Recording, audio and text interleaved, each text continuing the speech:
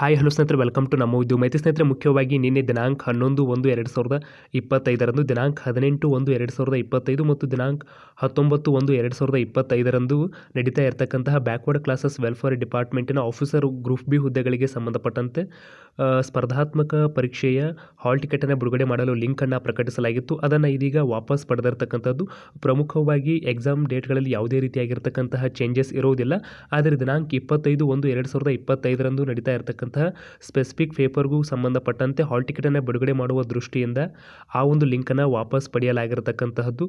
ಮುಖ್ಯವಾಗಿ ಇನ್ನೆರಡು ದಿನಗಳಲ್ಲಿ ಅಥವಾ ನಾಳೆ ಈ ಒಂದು ಬ್ಯಾಕ್ವರ್ಡ್ ಕ್ಲಾಸಸ್ ವೆಲ್ಫೇರ್ ಡಿಪಾರ್ಟ್ಮೆಂಟ್ನ ಆಫೀಸರ್ ಹುದ್ದೆಗಳಿಗೆ ಸಂಬಂಧಪಟ್ಟಂತೆ ಏನು ಸ್ಪರ್ಧಾತ್ಮಕ ಪರೀಕ್ಷೆ ಇರತಕ್ಕಂಥದ್ದು, ಆ ಒಂದು ಪರೀಕ್ಷೆಗೆ ಹಾಲ್ ಟಿಕೆಟನ್ನು ಬಿಡುವ ಸಾಧ್ಯತೆಗಳು ಕೂಡ ಇರತಕ್ಕಂತಹದ್ದು.